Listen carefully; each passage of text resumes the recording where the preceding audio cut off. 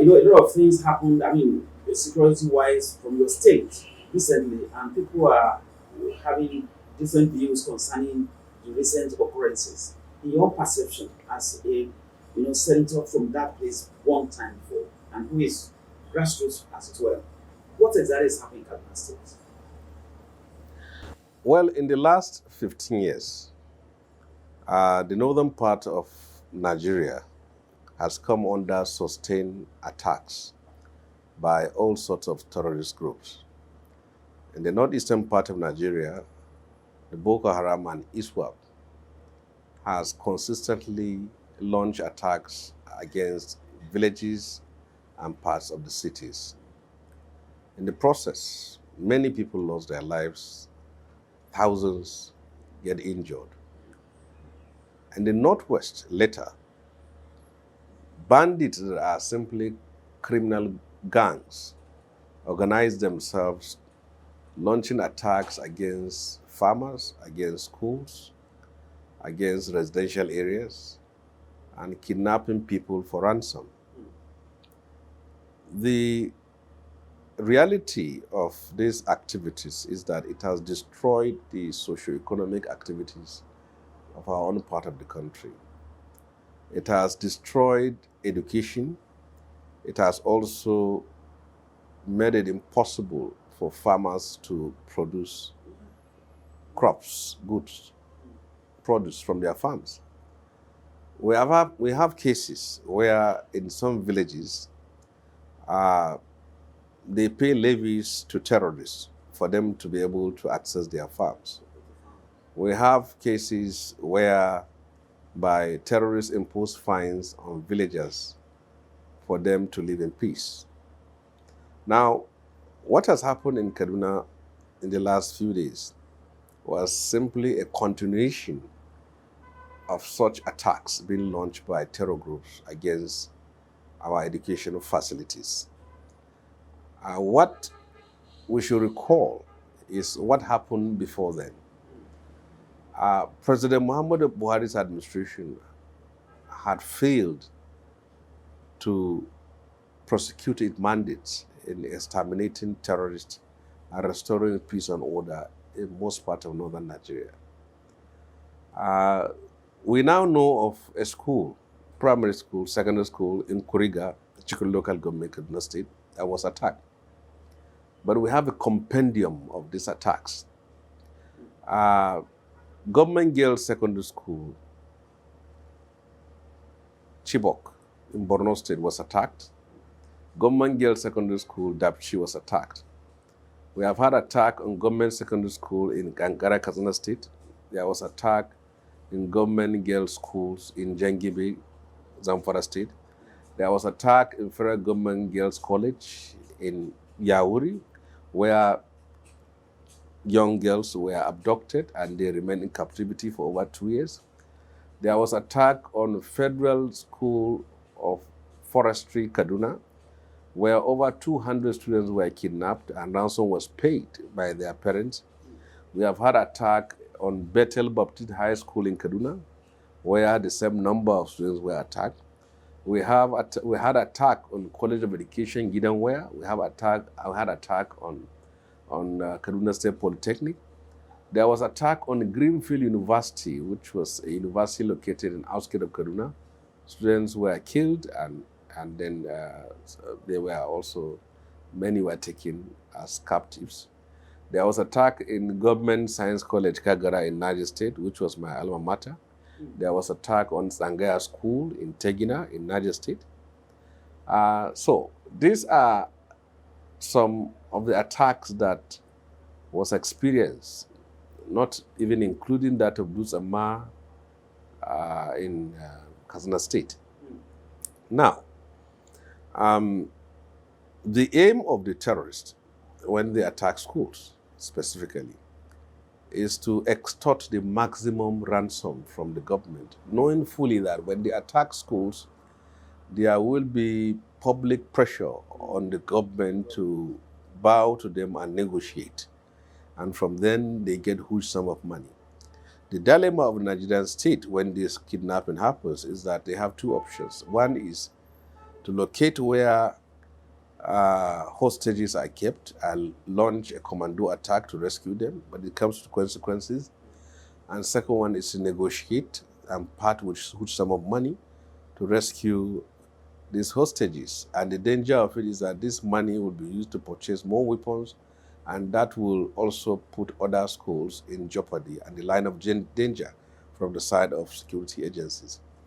So the options before us as a country is that terrorism or banditry is a serious threat to our national unity, serious threat to our democracy, serious threat to our own survival as a people.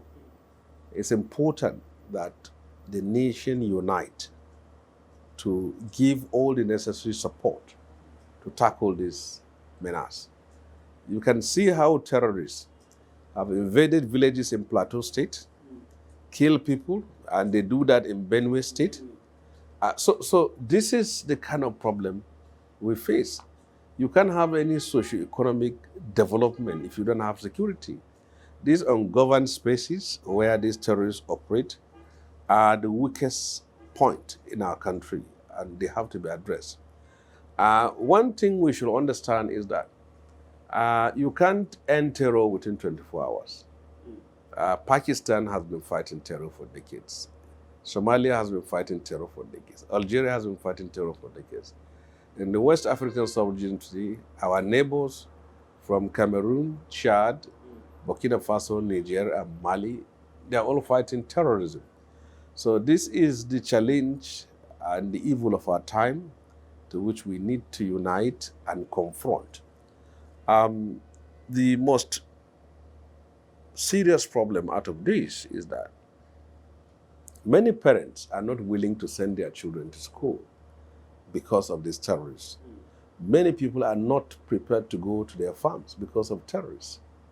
Today you have skyrocketing prices of goods, and when you have an increased number of out-of-school children, all attributed to the activities of these terror groups, as a nation, we should be confident in ourselves that I don't think that this country, a nation of 220 million people, can be held hostage by terrorists that are no more than 20 to 30,000.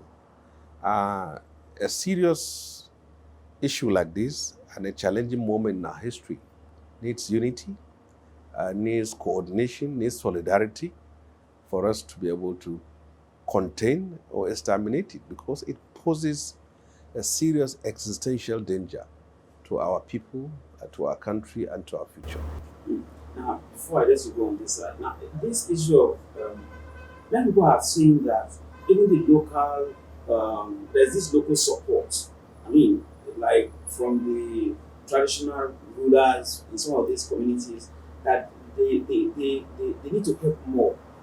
Is it about them or about governments really to really tackle the You see, we have tried a number of things that has not been able to help matters. There was a time mining activities was banned in the northern Nigeria. That has not stopped terrorism. There was a time telecommunications services were shut down. It has not addressed the problem of terrorism. There was a time the ban on the sale and operation of motorcycle was imposed. It wasn't able to address the problems of terrorism.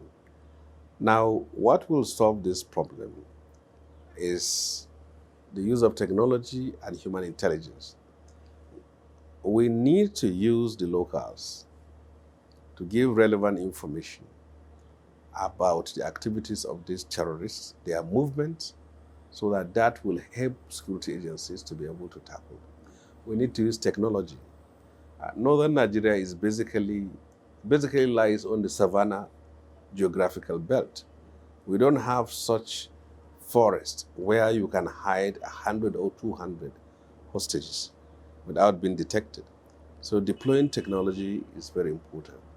And I'm very sorry to say, despite the problems we are facing today, this government has done far better than the previous one. If you look at the amount of money that was pumped into defense and security in the 8 years of Buhari administration, we couldn't have found ourselves where we are today. We had service chiefs that have failed to protect our people. He kept extending their tenure. You have a defense budget that is 100% funded, that was still not able to address the problem of this. Then you have money that's supposed to go to the forces and troops on the ground, but going to the construction of Army University, Army Shopping Mall, Army Event Centers, Army Hotels, Air Force University, Air Force Shopping Mall, Air Force, the same thing with Navy. So when you have a security or defense that have gone into business, what is going to be left for operations on the ground? Mind you, with billions or hundreds of millions of dollars that went into defense under Buhari, you have troops on the ground complaining of lack of weapons to fight and then poor welfare. How do you win such kind of war? I believe that if we want this country to remain in peace, we have no option than to win this war. It is a challenge of our time. Like said by Franz Fanon, every generation must, out of relative obscurity, discover its mission, and either fulfill it or betray it. Our mission as a people is to address the challenges we face. And these challenges has to do with the insecurity we are facing, that is serious affecting our peace, our stability, our unity, and even our economy.